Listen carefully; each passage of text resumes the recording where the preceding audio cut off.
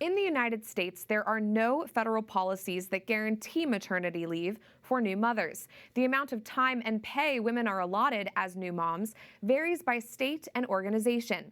Are Catholic workplaces leading the way in providing maternity leave, or are they falling behind? Last year, researchers at FemCatholic published an extensive report on maternity leave policies in all 176 dioceses in the country. Only 31 dioceses confirmed they offer fully paid family leave, and most of them offer less than 12 weeks time off. Following their report, FemCatholic started a petition to U.S. bishops calling for improvements to family leave policies. And we're joined now by Samantha Povlock, CEO and founder of FemCatholic, and Renee Roden, a journalist who worked on this report. Samantha, Renee, thank you for joining me. Samantha, I'd like to start with you. If you could just explain what prompted this project, what was the impetus, and how long have you all been doing research on maternity leave within the church? Sure. So FemCatholic has been around since 2016. We started as a project of the Given Forum put on by the Council of Major Women Superior Religious in Washington, D.C. But our reporting really started after we had won a grant from the OSV Innovation Challenge. And Renee had spoken with me about doing some investigative work, and this was a topic that kept coming up in our conversations internally, so we wanted to learn more. And Renee, talk to me about what you found in your research. I'm interested to know what surprised you when you heard back from dioceses and when you spoke to women about their experiences working in the church. Yeah, thanks, Prudence. So I think I wish I were surprised that the number of dioceses that offered a full 12 weeks of paid leave was so low. It was only 4 at the time when we did this report, and this report was done in March 2022, so almost a year and a half ago now. And since then, one diocese, the Denver diocese, has updated to 60 days, equivalent to 12 weeks of fully paid leave for mothers in their diocese. So since then, there has been one more diocese in this report that has added. So now it's 5 that have a full 12 weeks of paid maternity leave that we're aware of. And we've been doing some light updating. And I know after our report, I guess 2 things were surprising. One is, it should be surprising that Catholic dioceses are offering, so few of them are offering women the 12 weeks of fully paid leave.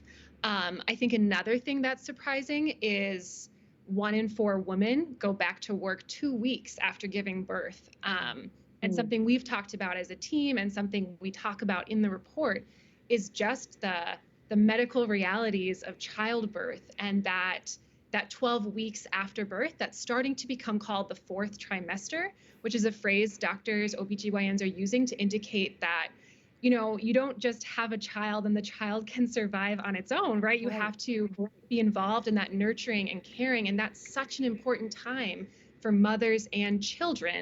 Yeah, this is all so fascinating. And Renee, as we've said before, the number of dioceses that did not confirm a paid leave policy was very startling.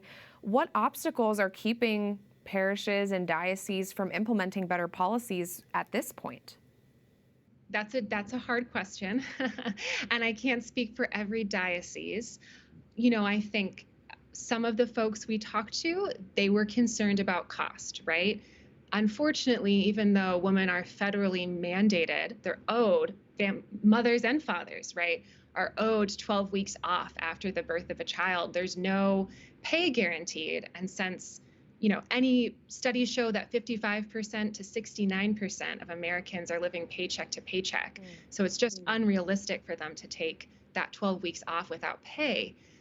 And so it puts a burden on the company, right? And companies, dioceses feel like they may not be able to afford that. Right. But one of the things we found was that the 4 dioceses that offered 12 weeks, they weren't actually all the richest or the biggest dioceses, right? It was Chicago and New York, which are big, wealthy dioceses, but also the Diocese of Raleigh and the Archdiocese of Omaha, which aren't necessarily, they definitely don't have as big of assets as these other two archdioceses. So I think it showed us that, obviously we understand when people say that they think finances are a barrier to doing that, but it showed us that finances aren't prohibitive, right, of companies or dioceses being able to offer these policies. Interesting. And Samantha, I want to turn to you because you're a mother. Can you speak to your experience as a mom and why paid maternity leave is so vital for families? Sure. So I started my career in consulting in Chicago, and I was so blessed to work for a company that gave me almost 6 months paid. Which in the United States is almost unheard of, even though around the world it's much more common. And there is such a biological transition that happens in the way that God made our bodies, after giving birth to a new baby and mom and baby. There's so much togetherness, I think, that you're meant for, to nurse that new baby, and you're getting up every hour, every 2 hours for months at a time. There's hormonal changes, there's family and emotional changes and new routines. And I've had 4 children now, and every time it's the same thing. So those early days are just so vital in building mom and baby's connection. And I think it really is the way we're designed as people. So giving families that time is really important. Yeah, absolutely. And I'm curious, Renee, about the response of the bishops to the research that you all have been doing at FemCatholic. And I think you could both probably speak to this. The work that's being done at FemCatholic to raise the profile of women in the church. What's the response been like from our shepherds? Yeah, I can't wait to hear what Sam has to say about this. But just for this limited sort of project, I think we've seen that dioceses are making changes. The Diocese of Tucson, the Diocese of Orange in California, and then Arlington, the Diocese of Arlington recently announced an 8-week paid maternity leave policy. Wow. And I had the pleasure of talking to Bishop Bill Walk in the Diocese of Pensacola, Tallahassee, just a few weeks after we published our report. And they really, they're a small diocese, and, they were talking about what they could do, and they updated their policy from 1 week of paid leave to 3 weeks. And, that's not, the American Academy of Pediatricians, OBGYNs all recommend 12 weeks off, but, they're doing what they can, and it's a step in the right direction. And I think all those little baby steps in the right direction are really encouraging to see. Of course, absolutely. Samantha, anything to add? Yeah, I think that bishops, I've been really encouraged to see the conversations be started. And I think I would encourage bishops to lean on the business people in their diocese as well. We're all one church and we have many gifts, and these are complicated business questions. Right. But in the same way that Pope Paul VI called on doctors to help advance NFP and women's health science, I want to call on business people and leaders in our church to help advance these types of business policies for women.